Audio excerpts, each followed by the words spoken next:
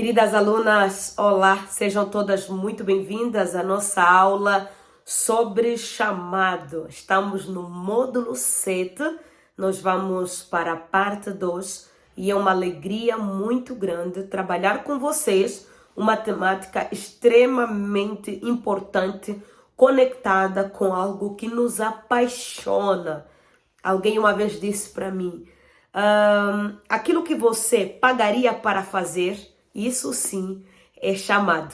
É uma definição muito básica, é uma definição muito prática, muito objetiva, porém é uma definição muito clara daquilo que realmente significa o chamado para as nossas vidas. Então, aqui vai uma pergunta para você. O que é que você pagaria para fazer? É nisso que está a resposta para a pergunta: qual é o meu chamado? E acredite, verdadeiramente responder a pergunta do qual é o meu chamado vai fazer com que você tenha metade do caminho andado. Facilita muita coisa. Existe alguém que disse que nessa vida o mais importante é descobrir pelo que eu nasci, né? Depois de se converter, você descobre pelo que você nasceu e você executa rapidamente aquilo pelo qual você nasceu. Então, essa pessoa disse que aqui começa o princípio da sua felicidade. Lembre-se que quando nós falamos em chamado, chamado está sempre conectado com a vida das outras pessoas. Então, quando a palavra de Deus vai dizer que mais coisa boa é dar do que receber, nós podemos perceber que quando começamos a liberar aquilo que o Senhor nos confiou, então nós estamos preparadas para conversar com Deus sobre realmente receber alguma coisa dele. Você compreendeu? E como mulheres chamadas para representar a Deus, lembre-se, Deus nos chamou para representá-lo e não para substituí-lo.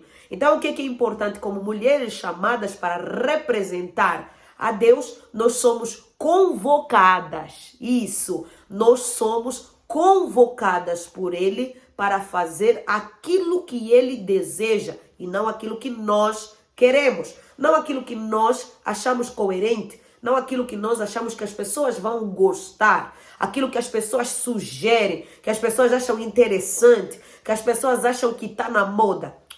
Não, é aquilo que Deus já depositou sobre nós. E como você vai ver no nosso material, o chamado, ele acontece aqui e se manifesta para fora. Então é uma coisa que está dentro de mim e se revela para fora. Então vamos lá. Deixa eu trabalhar com você algumas coisas muito importantes para que, de certa maneira, possamos chegar no ápice da nossa lição, no ápice do nosso conteúdo hoje, no ápice do nosso estudo hoje, nesse módulo 7.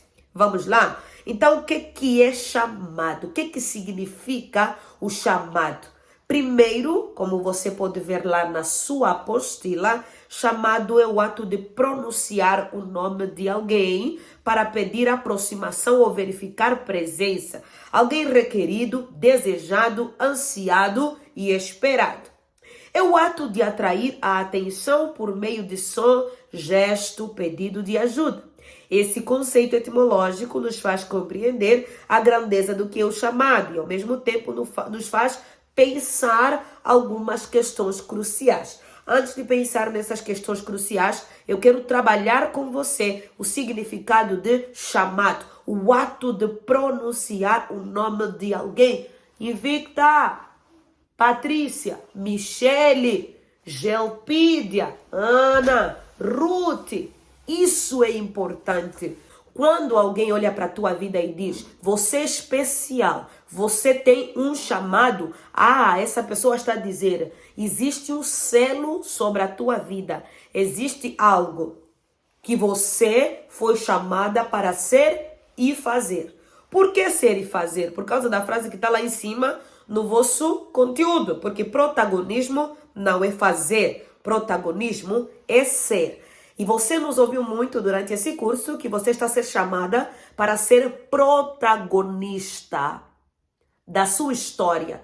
Como é que eu posso ser protagonista da minha história? Escrevendo para a eternidade. Só que eu só posso escrever para a eternidade quando eu escrevo junto com o autor da minha vida e o autor do meu chamado. Conectando isso com a vida das pessoas que eu disse, o chamado sempre estará conectado com os outros. Chamado por mim mesmo, para mim mesmo, não compensa. Mas o chamado estará sempre conectado com a vida de outras pessoas. Então, quando nós falamos você foi chamado, estamos a dizer você foi convocada, o seu nome foi anunciado, você está sendo ansiada, você está sendo esperada, você está sendo desejada, você está sendo chamada. As pessoas estão a convocar o seu nome, a falar sobre o seu nome, a declarar o seu nome. Por quê? Porque a unção que Deus liberou sobre a tua vida, ela tem dono. Em cada esquina onde você passa, existe alguém esperando que você libere algo, que você fale algo, que você toque em alguém, que você mude a vida de alguém. Eu sempre digo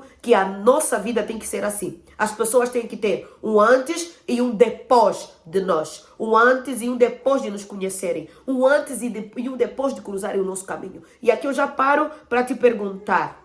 Quando as pessoas cruzam com você, o que muda na vida delas? Você as conduz para a vida, as dirige para a vida? Ou você as conduz para a morte, para o desespero, para o desalento, né? Para a parte pior da vida delas? Ou depois de você delas cruzarem contigo, elas agradecem por você ter passado na vida delas, ok? Isso é muito importante. Então, existem alguns aspectos nessa aula que nós vamos avaliar. Primeiro, quando nós falamos sobre chamado. Então, agora você já sabe o que é chamado, ok? Então, eu tenho um chamado. Você já entende o que é isso. Quando nós falamos eu tenho chamado, de onde veio esse chamado? Esse chamado veio do alto. Quem chamou? Deus. Ok? Quem te chamou é Deus. É por isso que você tem que se esforçar para agradar a Deus, não aos homens. Aquelas pessoas que buscam agradar o seu pastor, a sua pastora, os seus líderes espirituais, os seus mentores, aquelas pessoas que de alguma maneira te dirigem, você vai agradá-los por um tempo determinado. Chega uma hora que você vai errar e em algum momento talvez você seja descartável. E isso é muito sério. Por que isso é muito sério? Porque quando você busca agradar os homens, porque você acha que são os homens que abriram uma porta para a tua vida, são os homens que fizeram isso, são os homens que fizeram aquilo, são os homens então isso pode te frustrar a certo momento. Mas quando você sabe que o chamado veio do alto, você se esforça em agradar somente as pessoas. Então talvez você nunca vai cair no erro de terminar de pregar, ou terminar de cantar, ou orar, ou fazer qualquer coisa conectada com o seu chamado, e então você vai perguntar para a pessoa que te chamou, ou que te deu aquela oportunidade, que foi usada por Deus para te dar aquela oportunidade. Você gostou? Eu fiz bem? Eu cantei bem? Ai, você adorou? Você achou maravilhoso? Peraí, quem tem que gostar é Deus.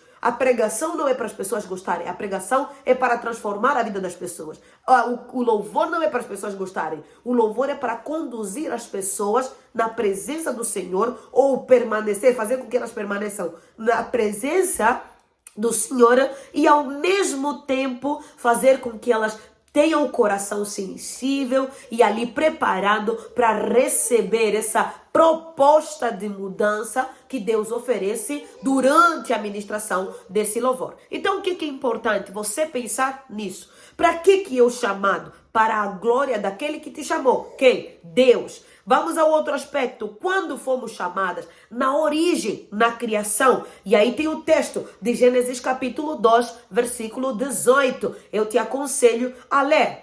Quem deve validar o nosso chamado? O Espírito Santo de Deus é quem deve validar o nosso chamado. Então você que é chamada, não espere que as pessoas te deem like, que as pessoas te deem tal. Não, às vezes até quando você for uma mulher com a certeza do seu chamado, Você, em muitos momentos, vai ter que lidar com a rejeição, vai ter que lidar com a desaprovação dos homens, porque quando você paga o preço do teu chamado, você anda na contramão. Na contramão, porque você se torna uma pessoa justa no meio dos injustos. Você é luz no meio das trevas. Então, o espírito que habita em você, muitas vezes vai incomodar os demônios que habitam na vida de outras pessoas. Então, talvez, em algum momento, você vai atrair a ira das outras pessoas. O que é que você não pode fazer? Parar ou desistir por causa disso,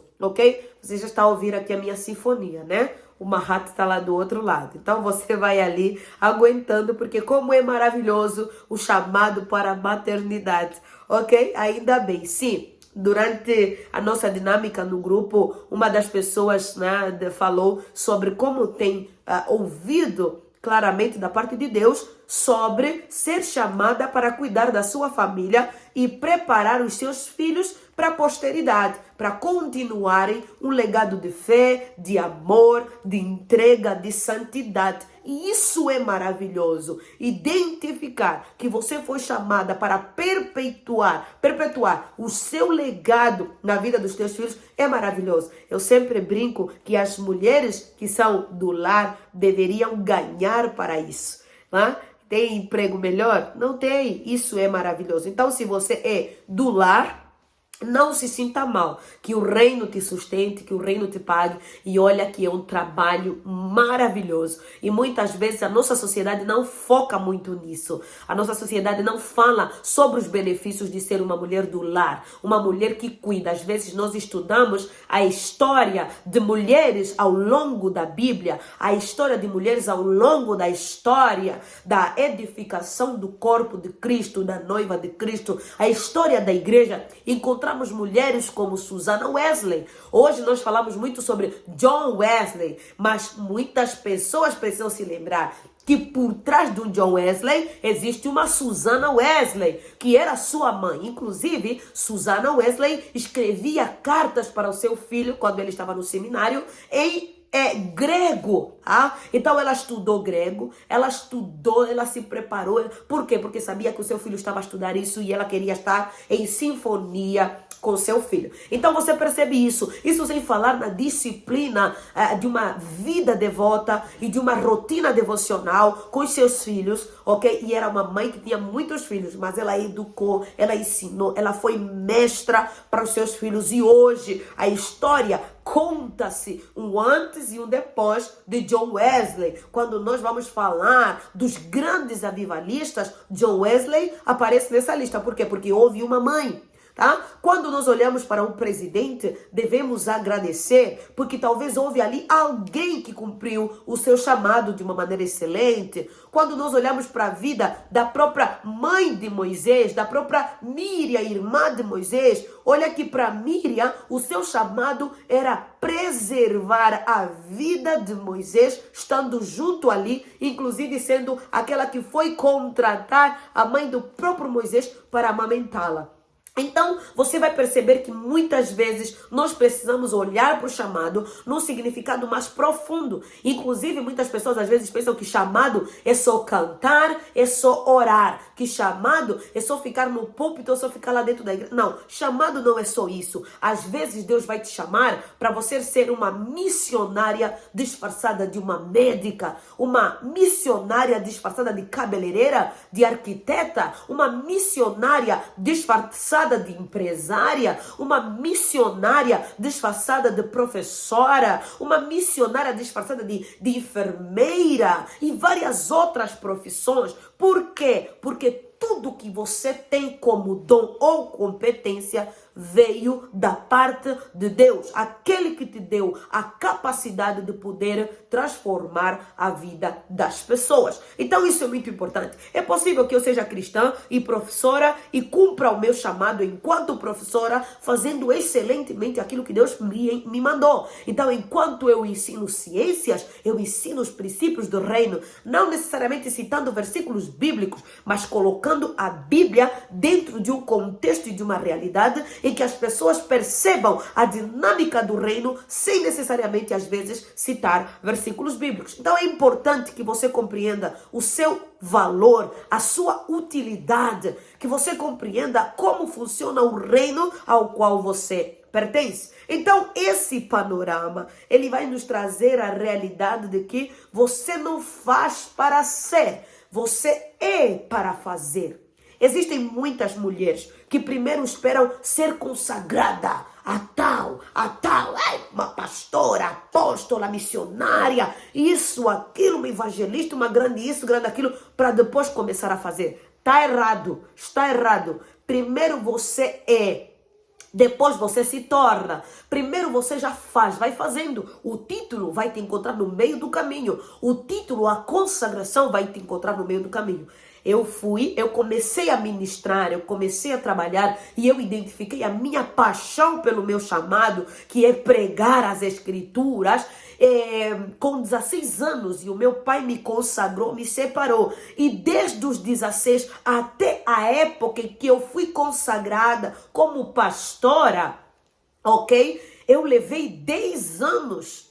10 anos pregando, 10 anos evangelizando, 10 anos ensinando, 10 anos instruindo, e no meio do caminho Deus me agraciou com o concílio, né, para o pastorado. Inclusive eu vou liberar aqui no grupo para vocês, eu vou liberar no grupo do WhatsApp, inclusive aqui também eu vou liberar, então a nossa equipe vai liberar para vocês o concílio, meu concílio. O que é o concílio? É uma prova oral que você faz, em que vocês respondem algumas perguntas, não só sobre a Bíblia, mas algumas perguntas sobre cultura geral, sobre posicionamento, sobre sociedade, sobre a vida, tudo, eclesiologia, bibliologia, cristologia, tudo que você pode imaginar, e também vida pessoal, história de conversão, porque queria ser um monte de coisas. Tudo isso é colocado no meu, durante esse concílio, em que você tem um examinador que faz as perguntas, uma secretária que vai anotando o decorrer de todo esse momento, e depois é marcada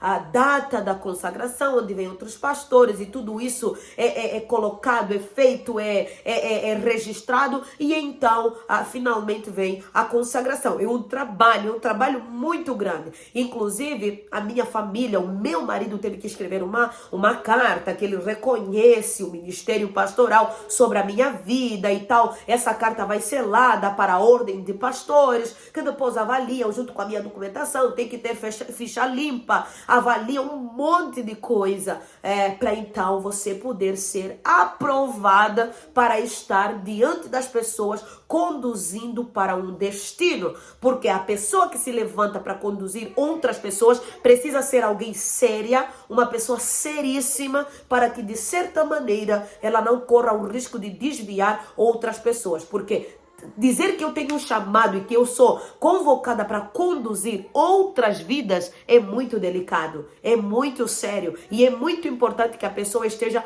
preparada para isso. Hoje em dia vemos muitas pessoas sendo consagradas em esquinas, às vezes por a pessoa está animada e de repente tal, todo mundo está emocionado e tal, e aí vai ungindo lobos em pele de cordeiro, e a todos os dias, a todos os momentos, é uma criancice às vezes atrás da outra. Vemos lobos em peles de ovelhas sendo consagrados, e às vezes acabam se aproveitando das ovelhas, e uma das coisas que mais tem crescido é o número de desigrejados, de pessoas tristes, decepcionadas e chateadas com líderes religiosos, evangélicos, nem sei nem qual é o nome que eu uso aqui, ok? Então é muito importante. É claro que existem as exceções, existem os remanescentes, existem pessoas muito sérias sendo colocadas em posições de conduzirem o povo de Deus. Porém, é importante que possamos avaliar que isso é muito sério. Então, o que é importante? Primeiro você é, depois você já faz. Então você é para fazer e não você faz para ser. Não, porque faz isso, então agora é. Apesar de que durante todo o teu processo, às vezes você precisa começar de algum lugar. Então comece de algum lugar. Comece fazendo, comece do pouquinho. E à medida que você vai fazendo, então, Deus vai permitir que você seja. Agora, se você ficar parada, esperando primeiro a carteirinha, primeiro o título, provavelmente você vai se frustrar, ok? Confie em Deus. Deus é aquele que tira os seus Davis por detrás das malhadas. Confie em Deus.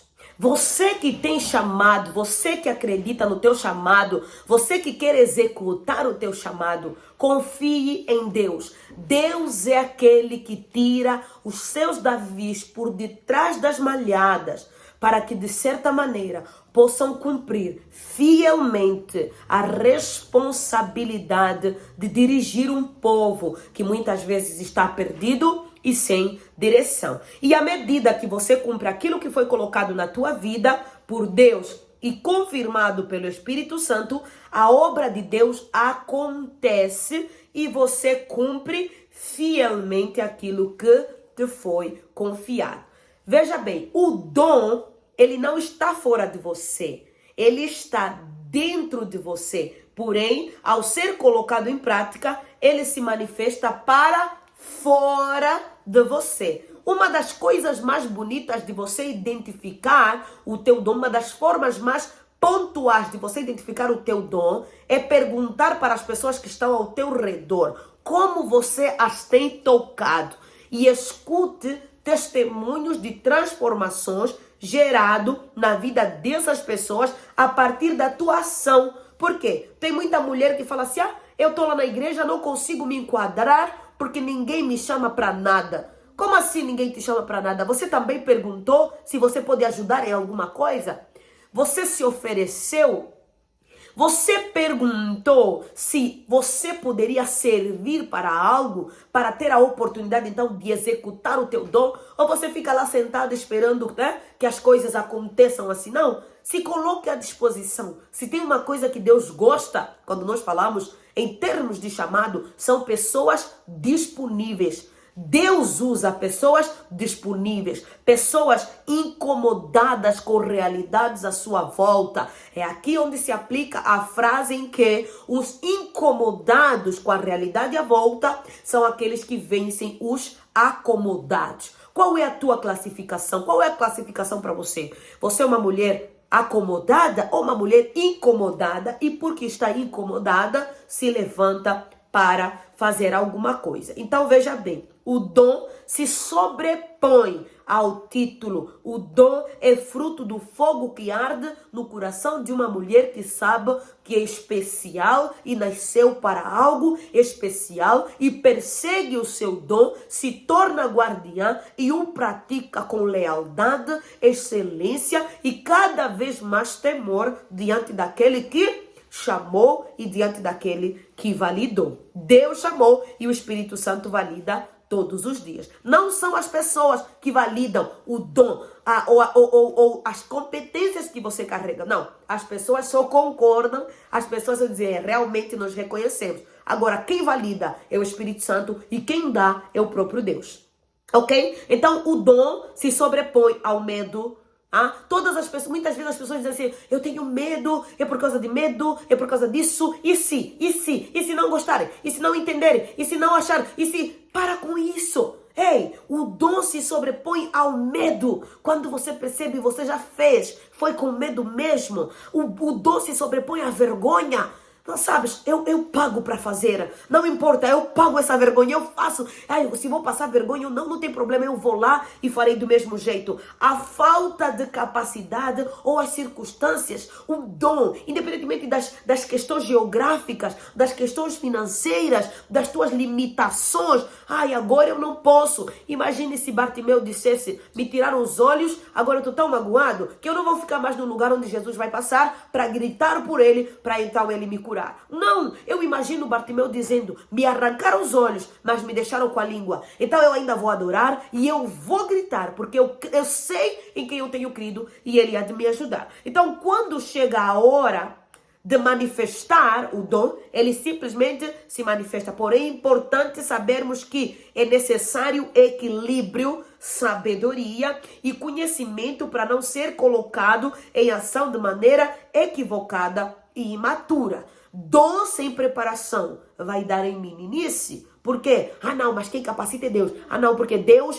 ele não escolhe os capacitados. Ele capacita os escolhidos. Sim, só que muitas vezes são os escolhidos que ficam ali. Ah, ele tem um dom, tem capacidade, mas ele não tem disponibilidade.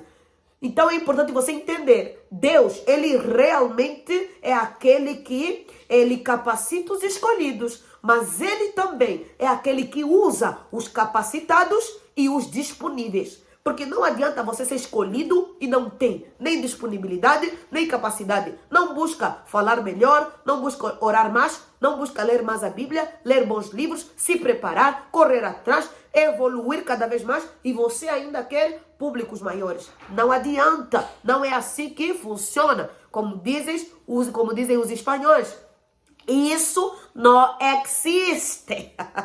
Ok? Então, quando você obedece a Deus, ele te batiza com coragem e ousadia. Guardou isso? Quando você obedece a Deus, ele te batiza com coragem e ousadia.